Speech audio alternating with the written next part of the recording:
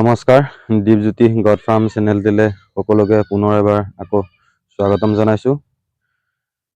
অসমত যিটো সময়ত বৰ্তমান এতিয়া এফালে বানপানী হৈছে যেনেদৰে, আৰু মই আমাৰ এইফালে ক'ব বিচাৰিছোঁ, আমাৰ এইফালে আপোনাৰ পানী বৰ্তমান নাই। আমি খেতিৰ কাৰণে পানী হাবাথুৰি খাই ফুৰিছোঁ। কিন্তু আনফালে আপোনাৰ সাগৰ সদৃশ পৰিৱেশৰ দৰে আপোনাৰ চব বানপানী হৈ গৈছে। তাক দেখি বহুত দুখ লাগিছে, কিয়নো পশুধন, খেতি পথাৰ চব অনিষ্ট হৈছে। আৰু আনফালে আমাৰ এইফালে পুৰা ৰ'দ, বৰষুণ যোৱা দুদিন আগত পৰিছিল যেন তেন অলপ। তেতিয়া আপোনাৰ বাম মাটিবোৰত অকণমান পানী লাগিছে, তাৰ পিছতহে আমি আপোনাৰ হাল মাৰিব পাৰিছোঁ। কঠীয়া বৰ্তমানলৈকে নাই আমাৰ ইয়াত, কিয়নো আপোনাৰ এইফালে আমাৰ জলসিঞ্চনৰ কোনো ব্যৱস্থা নাই। এনডি পানী নাহে আমাৰ ইয়াত, আমাৰ বাম মাটি হয়।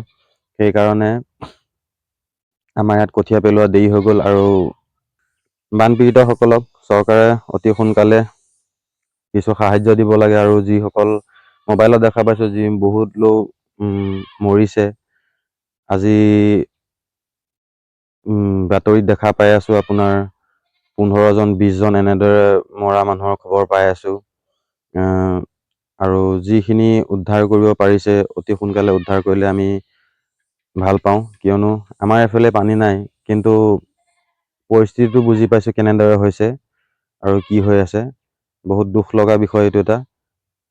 মোৰো গৰু, ছাগলী, হাঁহ, কুকুৰা আছে। আৰু বানপানীত যেনেদৰে পশুধনবোৰ উটি গৈছে, তাক দেখি বহুত দুখ লাগিছে। আৰু আমাৰ এইফালে সেইটো পৰিৱেশ দেখা নাই কাৰণে আমাৰ ৰাইজে অলপ সকাহ পাই আছে, কিয়নো আমাৰ এইফালে তেনেদৰে বানপানী নহয়। আজিলৈকে হোৱা দেখাও নাই। এনে পথাৰত আপোনাৰ অধিক মাত্ৰাত বৰষুণ হ'লে আপোনাৰ মানে পানীটো অলপ সৰহ হৈ যায়। সেইটোৱে আমাৰ এইফালে বহুত ডাঙৰ বানপানী বুলি আমাৰ ৰাইজে ভাবে, কিয়নো আমাৰ এইফালে বানপানী নহয়। কিন্তু এইবাৰ কিছুমান নোহোৱা জেগাতো আমাৰ কাৰ্বি আংলঙত বহুত ঠাইত আগতে বানপানী আমি সৰুৰ পৰা ডাঙৰ হ'লো আজিলৈকে দেখা নাই।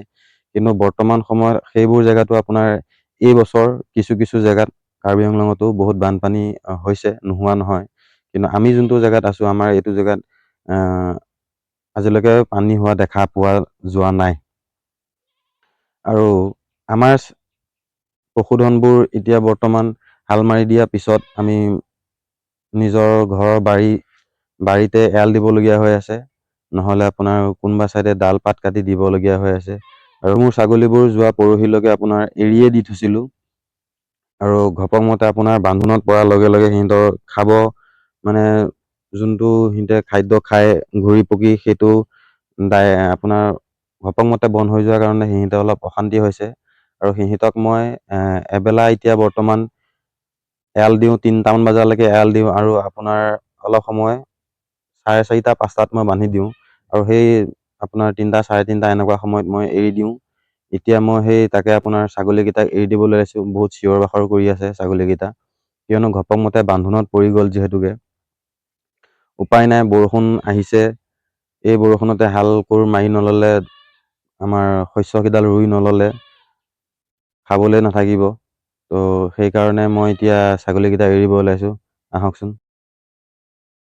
এইখন মোৰ বাৰীখন, তামোল বাৰীখন। এই তামোল বাৰীতে এনেদৰে চবকে এৰাল দি ৰখাইছোঁ। মোৰ সৰু 3টা পোৱালি খালী আপোনাৰ এৰি থোৱা আছে। বাদ বাকী মোৰ 6টাক এৰাল দি থৈছোঁ। এইকেইটাক এতিয়া মই বৰ্তমান এৰি দিওঁ। সিহঁতক এৰি পেলাই আপোনাৰ সেইটো চাইডে জপনা আছে, সেই জপনা দি উলিয়াই দিমগৈ। অলপ বাহিৰত খাই লওক ঘূৰি পকি। তাৰপিছত 4:30 5টা বাজিল বুলি ক'লে মই বান্ধি দিম গোটেইকেইটাক। আহকচোন, এতিয়া মই বৰ্তমান এৰি দিওঁ।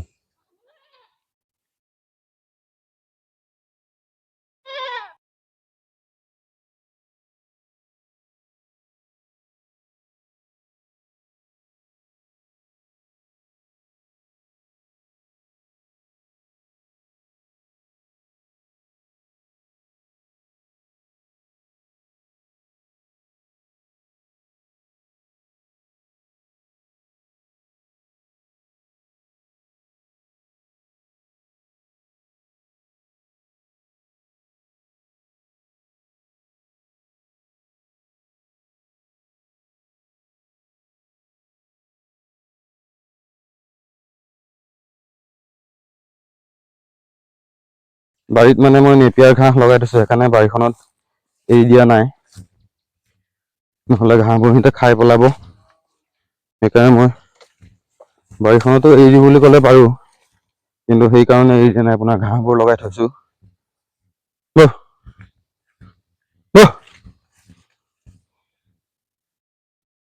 যা